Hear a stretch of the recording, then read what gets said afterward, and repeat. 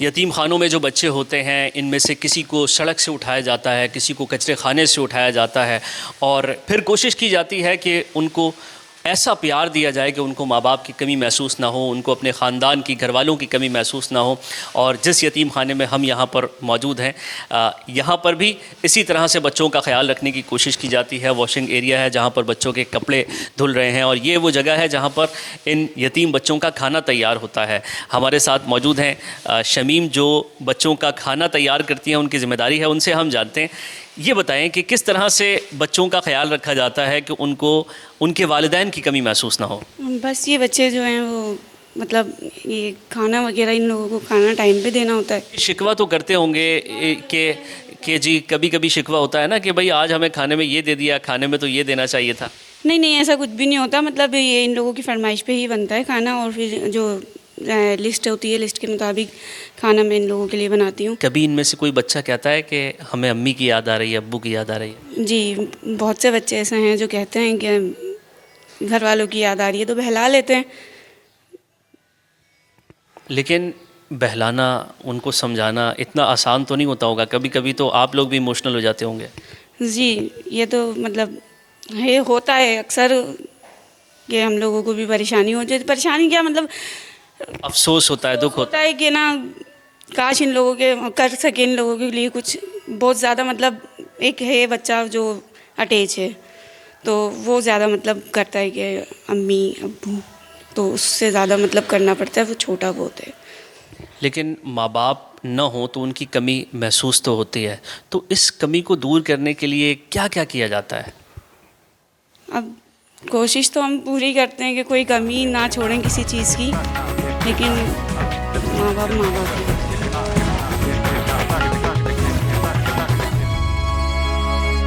Senior wing में इस वक्त हम पहुंच चुके हैं और बहुत टैलेंट है यहाँ पर।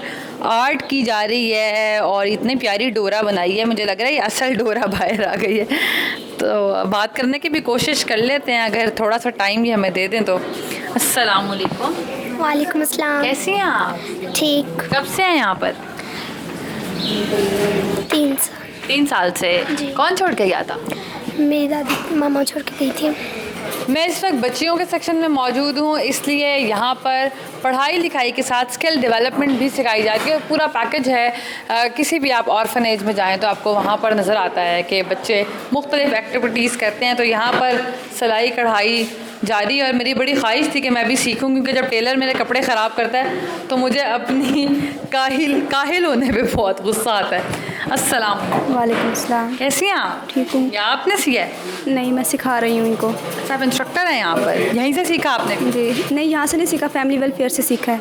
तो आप यहीं पर रहती हैं या? नहीं, मैं टीचिंग करती हूँ यहाँ पे। कब से हैं आप यहाँ पर? मैं 2017 से हूँ यहीं पर? जी। उससे पहले मैं एबटाबाद में थी, वहाँ पे स्टडी कर रही थी। तो कौन छोड़ गई आप? मेरी वो छोड़ के गई हैं। अपनी स्टोरी सुनाना चाहेंगी? कुछ ख़ास नहीं है, फादर की डेथ हो गई थी तो उसके बाद फिर हालात ऐसे नहीं थे कि घर में पढ़ सकते, तो इसलिए फिर यहाँ पे आ गए थे। तो वालदा मिलने आती हैं? नहीं, वो मिलने आती है, उन्होंने ये एडमिशन करवाया तो इसलिए। वालदा कहाँ है? कश्मीर से। मैं कश्मीर से हूँ। अच्छा जी। तो वालदा के पास रह नहीं सकती थी हालात की वजह से? जी, इसलिए फिर यहाँ पे आ गई थी। मिस करती हैं? बहुत ज़्यादा। तो अगर वो आपको देख रही हो तो क्या कहेंगी? मैं यही कहूँगी कि I miss you so much.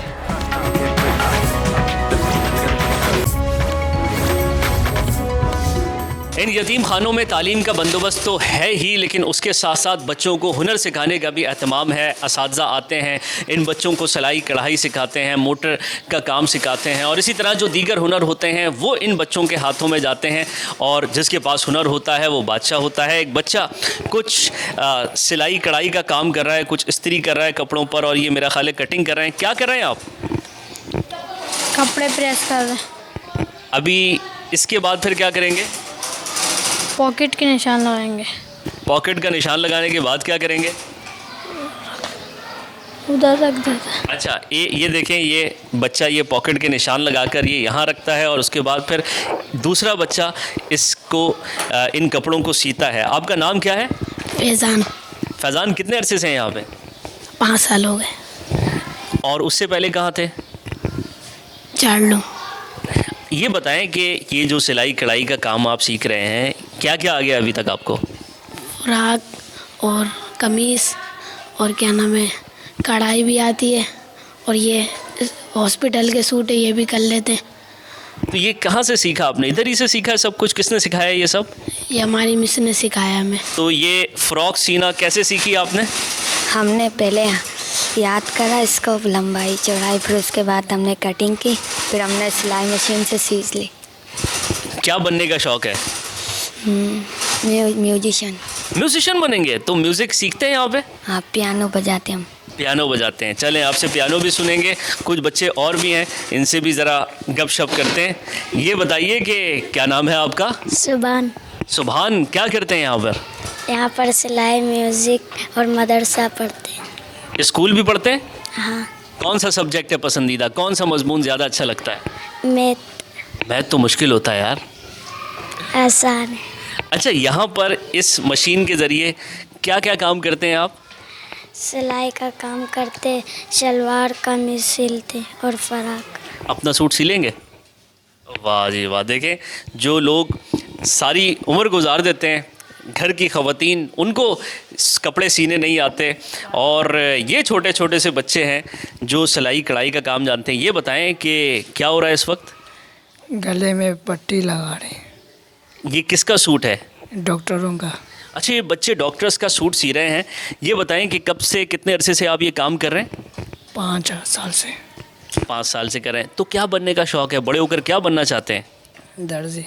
दर्जी बनेंगे? ये तो बड़ा ज़बरदस्त शोबा है। तो अपनी दुकान खोलेंगे, अपनी फैक्ट्री लगाएंगे, ब्रांड बनाएंगे उसको? जी। चलें जी, इन बच्चों के तासुरात आपने जाने, जो टीचर इनको सिखाती हैं उनसे भी हम बातचीत करते हैं, उनसे भी जानते हैं। ये बताइए कि लगता है कि ज़हीन है ये सारे बच्चे, हर बच्चे को सिलाई कढ़ाई आती है?